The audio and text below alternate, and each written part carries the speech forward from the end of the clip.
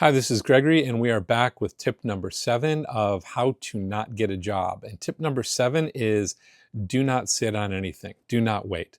My point here is move as quickly as possible. And the reason for this is it's actually pretty simple. Well, there's a few reasons. So, number one, you've got to think about how budgets work, and from the perspective of a CFO or a controller, budgets don't last forever. If you do not use the money that has been provided to you, it will be given to somebody else in order to use it in a much better way. And that can mean that roles disappear. So you've got to be careful there.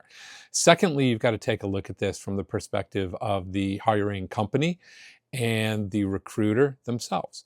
Now, for this purpose, you've got to really think about how an ATS system works and how a recruiting process works.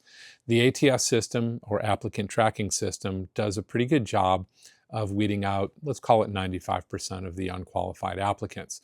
But today, there are thousands, even tens of thousands of individuals applying for each and every role. We know that the recruiters are overworked and overwhelmed, and they want to move through this as quickly as possible. Again, from the budget perspective, from the perspective of time to hire, cost to hire, time to fill, et cetera, all of those metrics that they might be measured on.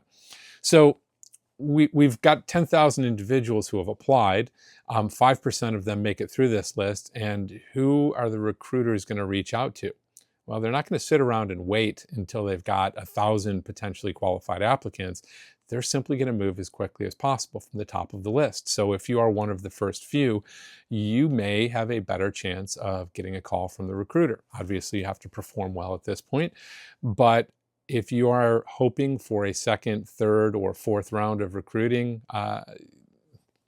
it's really just hope, and hope is not truly a strategy. So this is really just math and common sense.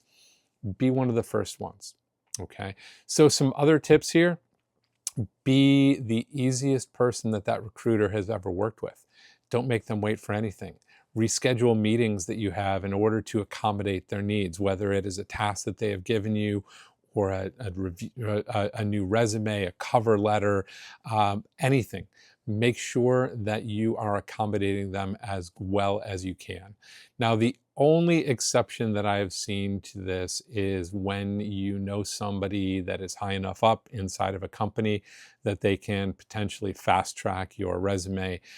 Even then, you still have to be careful, because the hiring manager wants to fill that role as quickly as possible. The recruiter wants to get that off the plate. The controller and the CFO want to make sure that that budget is used properly.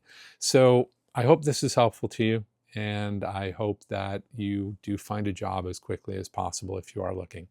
I want you to remember, AI is 10% technology and 90% people. Thank you so much for your time.